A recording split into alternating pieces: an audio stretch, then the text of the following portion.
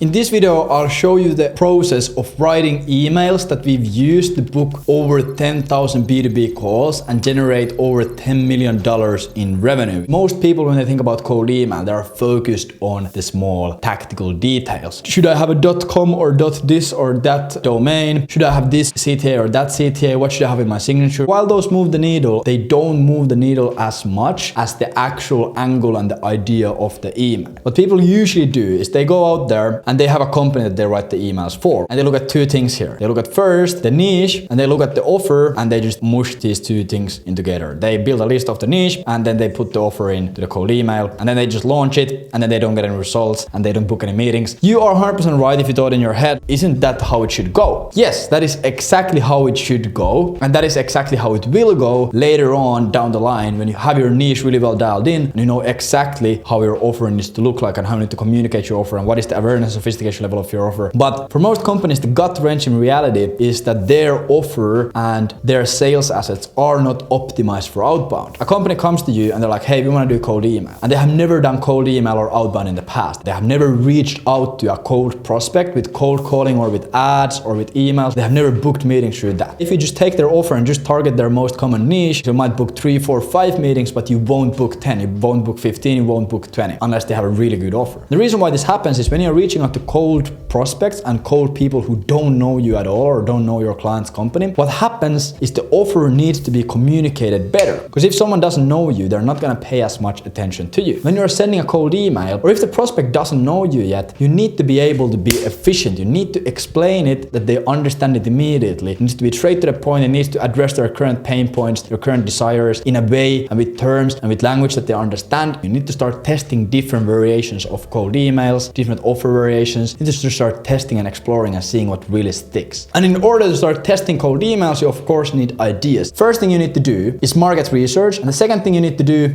you need to understand the offer. So first you need to understand who are you actually talking to? What are these companies and people looking for? Let's say your niche is SaaS companies. You first need to figure out what do these B2B SaaS companies struggle with? What are their pains? What are their frustrations? What are common problems in the market? What have they probably tried out already? What are the desires? What do these people and companies want on average? What kind of terms they use? What kind of language do they use? How aware are they of your solution? How sophisticated they are? You need to figure out these things. And the way you do this is you go on forums, you read books, you join communities, you Google. We had this one guy who went into a niche that we had no experience in. We had never talked to this niche, we had never worked with this niche, so we had really nothing to give them. Normally when someone comes and works with us and they go into a niche, we can always tell them, hey, this works really well, this works really well, this is what they are looking for, these are their pains, these are their problems, this is what they want. But this guy had like a really unique experience on his background and we were like, okay, we should go into this niche, but just keep in mind, we don't have experience with this specific niche, so we might have to do a bit of groundwork. We need to do proper market research. So what he did is he bought a course of companies in his niche. Through that course, he would learn the basic scaling pain points, the desires, the goals, the parts of the process. And he also got to join a community of all these people and he could see how these people talk in this community, how they describe their problems, what kind of issues are they running into. And this gave him an absolutely amazing overview of the actual niche. So then when you start writing cold emails, it's gonna be so much easier. And the second thing you need to do is you need to understand the offer. Let's say you have a B2B lead generation offer. If someone asks you, what are you selling? Your answer shouldn't be B2B lead generation. Because like really no one wants to buy B2B lead generation. They want to buy the benefits of B2B lead generation with cold email. So you need to list down all of the benefits and all of the different things that come from using your mechanism. So for example, what kind of benefits are there for a SaaS company for doing B2B cold email lead generation? Obviously,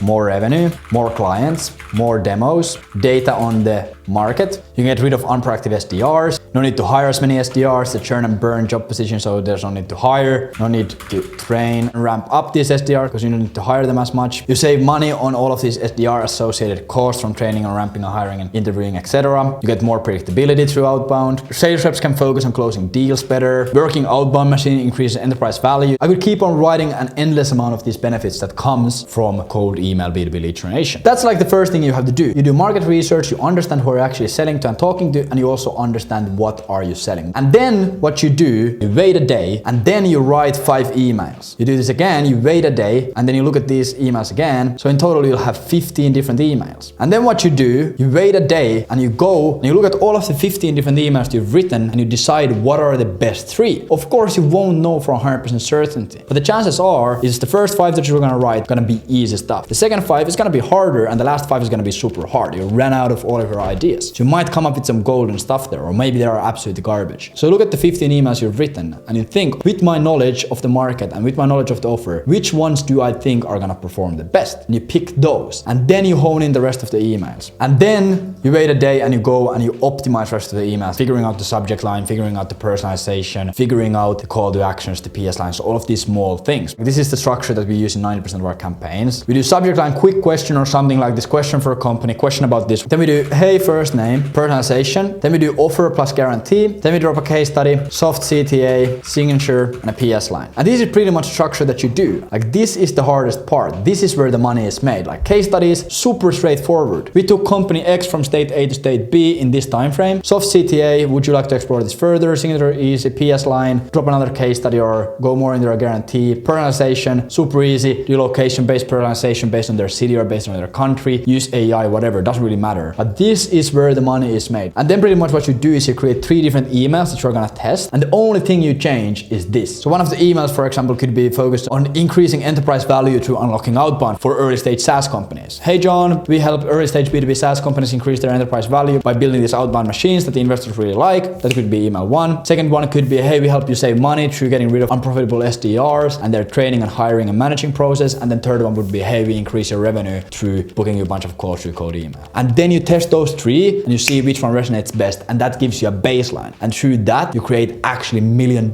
campaigns. But it doesn't work if you just start doing what most people are doing and just throwing random campaigns and trying to fight cold email scripts on LinkedIn and from random Google forums. Try the process out, like the video, of course, subscribe to my channel so I hit 10K ASAP, and I'll see you on the next one. Bye.